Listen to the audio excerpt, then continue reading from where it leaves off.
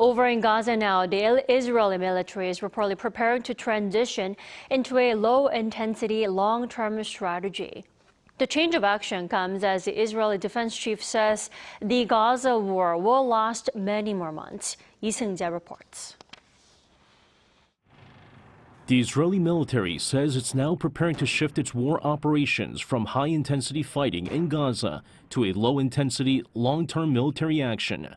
The move comes as Washington has been calling on Israel to ease up on its heavy bombardment of Gaza and focus its attacks on Hamas infrastructure to limit civilian casualties. Israel Defense Forces Chief Herzi Halezi said Tuesday that its military is expanding its fighting in southern and central Gaza, adding that it is close to dismantling all Hamas battalions in northern regions. He said many Hamas soldiers and commanders have surrendered, with hundreds being held prisoner.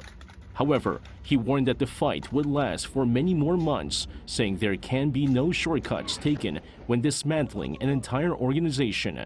While the armed conflict in Gaza nears the 3-month mark, the World Food Program warns that as the humanitarian crisis in the Gaza Strip is worsening, the region has now entered the so-called food crisis stage.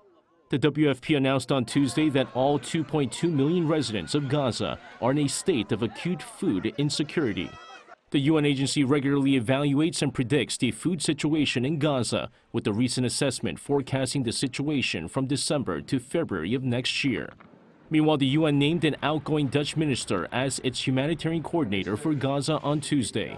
Sigrid Kaag, who had been the Netherlands' deputy prime minister and finance minister since January 2022, will oversee the humanitarian situation in the region.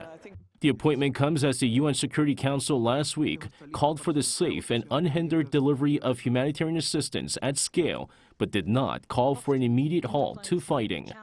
Seung-jae, Arirang News.